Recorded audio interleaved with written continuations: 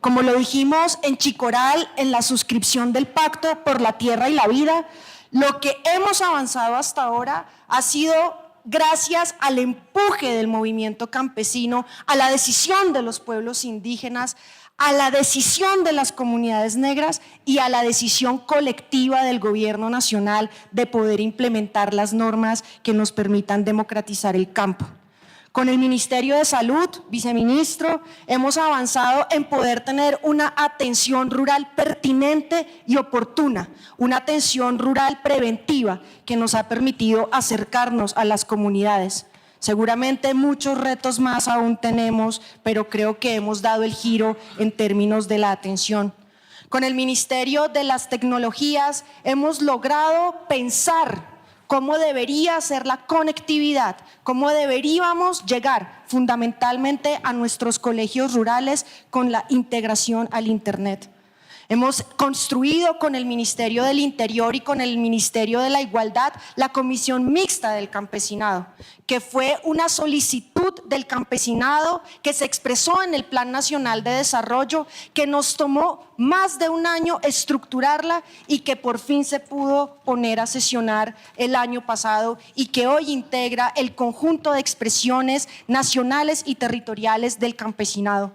Con el Ministerio de Justicia avanzamos en el acto legislativo que incorporó la jurisdicción agraria a la Constitución política, construimos la ley estatutaria que modificó la integración de los tribunales y juzgados agrarios y rurales y hoy estamos discutiendo en el Congreso de la República el proyecto de ley ordinario por medio del cual establecemos los principios, la competencia y el procedimiento.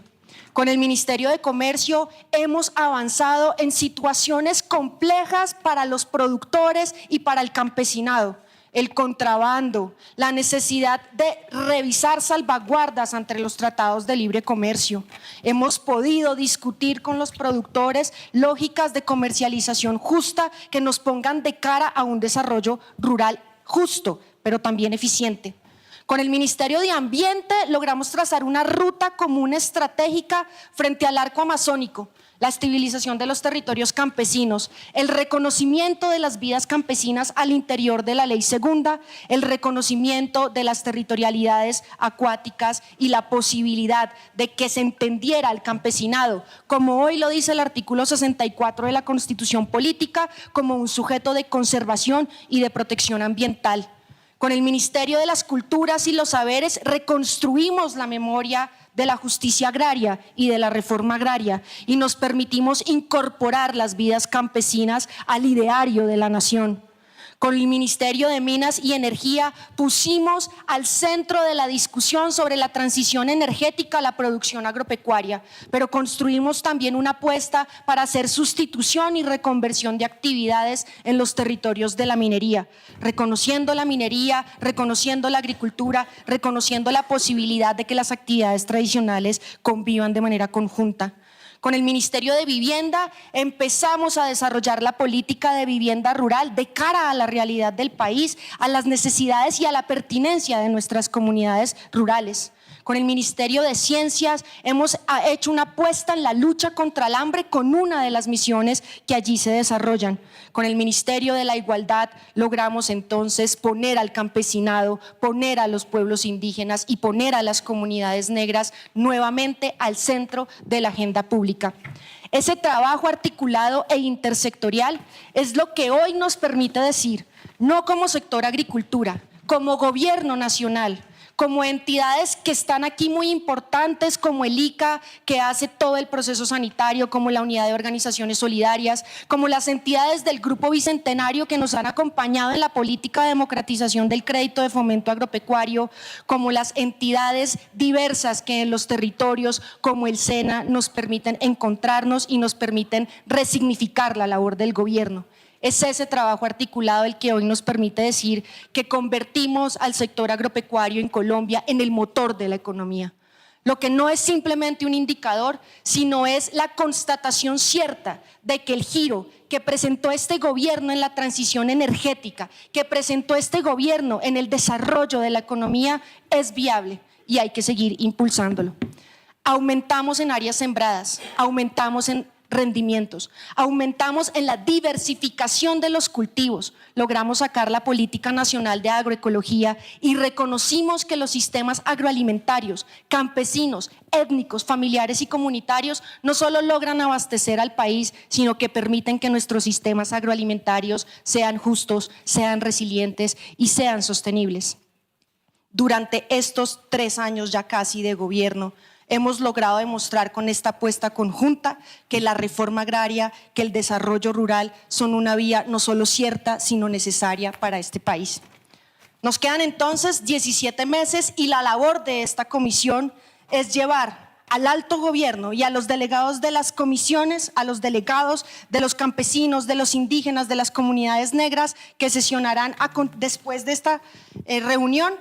el plan de trabajo que permita cerrar el gobierno nacional. Y eso implica grandes retos. Cómo sostener el crecimiento económico, cómo salvaguardar nuestros sistemas agroalimentarios, cómo ahondar en la apuesta redistributiva que asumió el gobierno nacional como política de gestión de las tierras públicas y de la redistribución de la tierra privada altamente concentradas.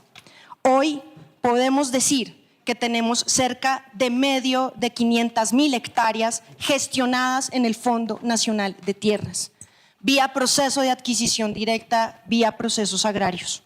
Esas cerca de 500.000 hectáreas en el trámite del proceso requieren productividad, acompañamiento, bienes y servicios públicos, vías terciarias que omití mencionar al Ministerio de Transporte en este trabajo articulado frente a esa necesidad imperiosa de los territorios rurales de garantizar conectividad y vías terciarias.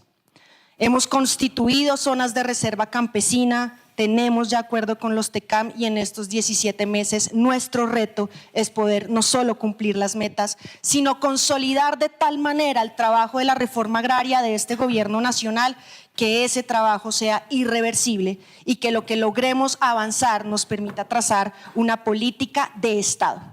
Por eso lo que se va a presentar acá, que es el resultado del trabajo de los 8 subsistemas que conforman el Sistema Nacional de Reforma Agraria, es la apuesta por construir una agenda colectiva de gobierno para que el mandato popular que tiene este gobierno se pueda ejecutar en los 17 meses siguientes que nos quedan.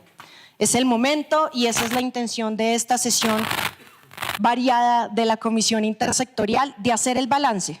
Pero sin duda, colegas de gobierno, de construir la apuesta para lo que resta en estos 17 meses. Esperamos que la labor conjunta que hemos hecho con el Ministerio de Hacienda, de garantizar los recursos para todos los sectores,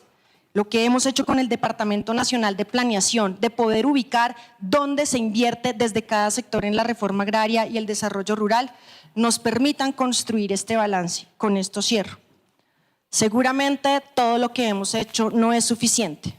pero todo lo que hemos hecho es la esencia de lo que puede construir el Plan Decenal de Reforma Agraria y Desarrollo Rural para hacer de él una apuesta cierta de transformación del campo colombiano.